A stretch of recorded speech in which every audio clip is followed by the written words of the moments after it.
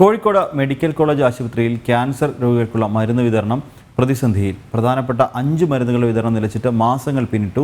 സർക്കാർ സാധാരണക്കാരായ രോഗികളെ കൈയൊഴിയുകയാണെന്ന് എന്ന വിമർശനവും ശക്തമാണ്. മെഡിക്കൽ കോളേജ് ആശുപത്രിയിൽ മരുന്ന് വിതരണം ചെയ്ത വകയിൽ കോടികൾ കുടിശ്ശിക വന്നതോടെ കമ്പനികൾ മരുന്ന് വിതരണം നിർത്തിയതാണ് പ്രതിസന്ധിക്ക് കാരണം.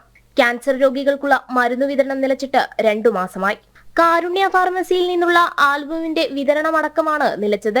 ടെർഷറി ക്യാൻസർ സെന്ററിൽ 5000 മുതൽ 7000 രൂപ വരെ വിലയുള്ള ആൽബുമിൻ അടക്കമുള്ള 5 മരുന്നുകളുടെ വിതരണമാണ് നിലച്ചത്.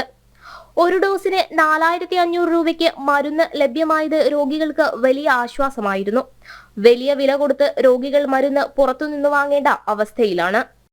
ഹ്യൂമൻ ആൽബുമിൻ എന്ന് പറയുന്ന 5000 രൂപ വില വരുന്ന ക്യാൻസറിന്റെ ഇഞ്ചക്ഷൻ പോലും, അതിനുള്ള മെഡിസിൻ പോലും മെഡിക്കൽ കോളേജിൽ നിന്ന് ലഭിക്കുന്നില്ല എന്നുള്ള അവസ്ഥയിലേക്ക് എത്തിച്ചേർന്നിരിക്കുകയാണ്.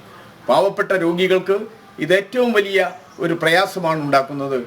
എത്രയും പെട്ടെന്ന് ഈ കുടിശ്ശിക കൊടുത്തു തീർത്ത് ഇവിടെ മരുന്നുകൾ സാധാരണക്കാരന് ലഭിക്കാനുള്ള സാഹചര്യം ഒരുക്കണമെന്ന് അഭ്യർത്ഥിക്കുകയാണ്. ഫെബ്രുവരി മുതൽ മരുന്നുകൾ വിതരണം ചെയ്ത വകയിൽ 40 കോടിയിലേറെ രൂപ ലഭിക്കാനുണ്ടെന്നാണ് മരുന്ന് വിതരണക്കാർ പറയുന്നത്. മെഡിക്കൽ കോളേജിലേക്ക് ഒരു മാസം 5 കോടിയുടെ മരുന്നാണ് വിതരണം ചെയ്യുന്നത്. 8 മാസത്തെ കുടിശ്ശികയാണ് കിട്ടാനുള്ളത്. 60 ലക്ഷം രൂപ കുടിശ്ശിക ഇനത്തിൽ ലഭിക്കാനുണ്ടെന്ന് ചെറുകിട വിതരണക്കാരും പറയുന്നു. പല വിതരണക്കാരും കുടിശ്ശിക താങ്ങാവുന്നതിൽ കൂടുതലായതിനാൽ വിതരണം നിർത്താൻ ഒരുങ്ങുകയാണ്. കാരുണ്യ പദ്ധതിയിൽ നിന്ന് ലഭിക്കാനുള്ള പണം ലഭിക്കാത്തതുകൊണ്ടാണ് കുടിശ്ശിക കൊടുത്തു തീർക്കാൻ സാധിക്കാത്തതെന്നാണ് ആശുപത്രി അധികൃതരുടെ വിശദീകരണം. ജനം, കോഴിക്കോട്.